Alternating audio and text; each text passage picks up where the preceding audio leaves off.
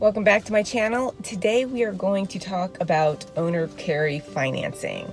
Seller carry, escrow carry, basically when a seller finances the transaction. So stick around, we'll go over that.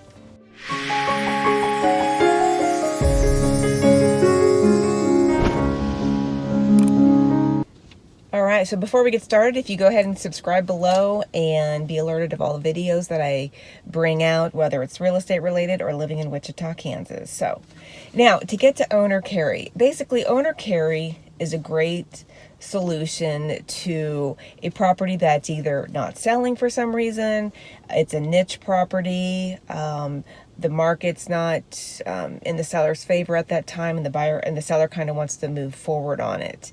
So basically in this case, like let's say there's a buyer that's interested in the property, but they potentially could be asking, the seller, would you carry the loan?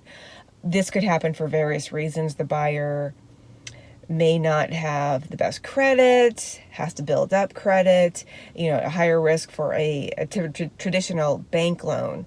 So they ask the seller to carry, and seller's in a position where, they're ready to move on. So they take that on. In these situations, there's a third party that gets involved, usually a title company or a real estate attorney. What they do is they kind of act as the Amazon of fulfillment centers, to where that's where the monthly payments are going to be dispersed and sent out. Principal and interest will be sent to the sellers, taxes to the county, insurance to the insurance company, and that's where the title company will come in. The owner carry sales happen like the others, where it starts with a contract. You got to come up with the purchase price, how much money you're bringing down or putting down. And so you fill out the contract, and then typically in like the miscellaneous paragraph, you lay out the escrow terms. And in this video, I will have a free link below to escrow carry terms page to get you an idea of all the different variables you're going to need, where the buyer and seller are going to have to come up with solutions.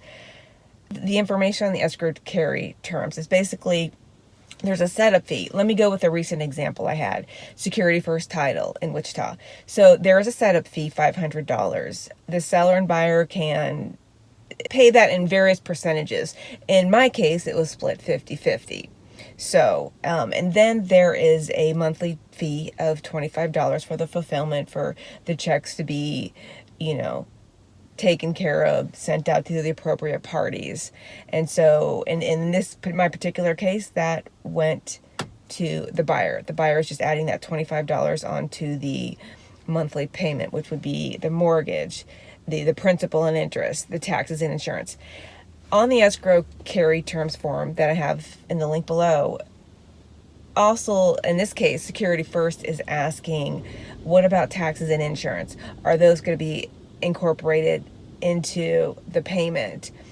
And so that can or can't be. Buyer can either send the taxes separately or the insurance on their own. In this case, we happen to just lump it all in. Security First was asking, will there be some reserves of the insurance and taxes? And so we had a couple months of reserves on both of those as well, just like a typical bank would do. With owner carry, there are of course the pros and the cons. The buyer could be a little riskier if they don't have credit, if they have had credit issues in the past. They could default. Again, the default terms are also come up with. For example, and in this case, if it was 10 days late, the seller would notify the buyer within writing within 30 days, and to help cure their default. If they could not cure it, the property would go back to the seller. Also, a few other seller benefits is the loan can close faster without a bank involved. Seller can get a higher price for the home, since they are helping with the buyer financing who can't buy potentially a lot of other homes in this case. And they don't get the capital gains from selling all at once. It's over a period of time. A few disadvantages for the buyer in the owner carry financing is that the interest rate's going to be a little bit higher, like about a point or two higher than the traditional banks. But on a good note, closing costs aren't as expensive because you don't have the underwriting, the processing fees, and buyers also need to prepare for the balloon payment at the end. So I just want to say thanks for watching. I hope this information was valuable. If so, if you can subscribe below, like and comment, just to get feedback, what more videos that you want to see.